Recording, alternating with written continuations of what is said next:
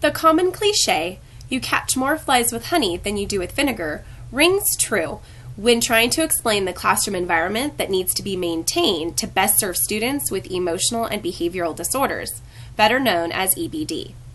That is, the classroom needs to be a positive place. One of the most important things I have learned in teaching this type of student is the need to keep the classroom positive, speak with positive connotations, remove choice from my statements, and use positive reinforcement and reflection. I have no specific rules posted on my classroom walls. The item that serves as my set of rules is a poster at the front above the board called the 10 Steps for Success. I believe that having this list sends the message that this is the way to be. I'm not going to post rules such as no hats or no put downs because that would be me telling them how not to be successful or how not to be. Why give the students that type of wiggle room? I also begin the year by spending the first week teaching classroom procedure, giving my form of directions, getting to know my students, and allowing them to get to know me.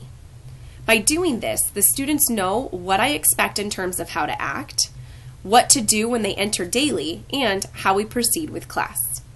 Directions are always given the same way and from the same place in the classroom.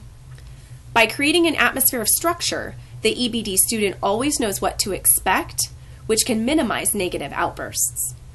When I require students to write something down or get out their classroom tools, I use a progressive language such as, "You want to take out your notebook and pencil," or "You want to write that down."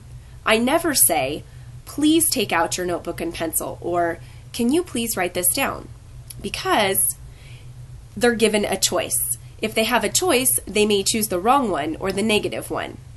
Using this tactic has significantly increased usable class time because it eliminates much of the resistance from the students when they make the wrong choice and become defiant.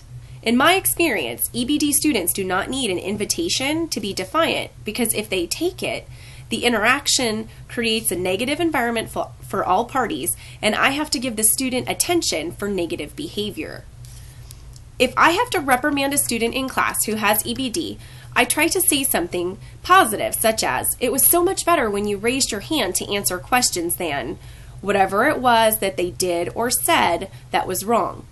If a student does something that is really upsetting, I try to refocus class and then I drop a note on the student's desk that says, "We need to speak later." I never allow myself to focus too much attention on negative behavior because I don't want them to think that behavior is okay, and I don't want that to change the aura of the classroom or of the class itself. Positive reinforcement is very important too. One of the 10 steps to success is to celebrate success. If the EBD student answers a question aloud or asks an educational question, I celebrate it either by saying, "Good question, who can help me with that?" or "Snaps for Jordan," if that's the student's name, and the class and I snap 3 times in unison to celebrate whatever it was they did right. Another useful strategy is to never force the EBD student to work in groups. I always allow these students to work on their own.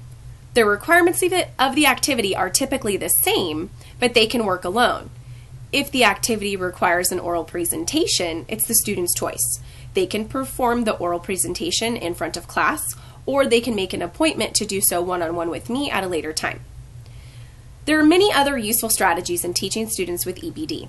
These are just a few that I have found that work well in my classroom. If I had to choose a blanket strategy, it would be to be positive in any and every way. That alone can make a huge difference.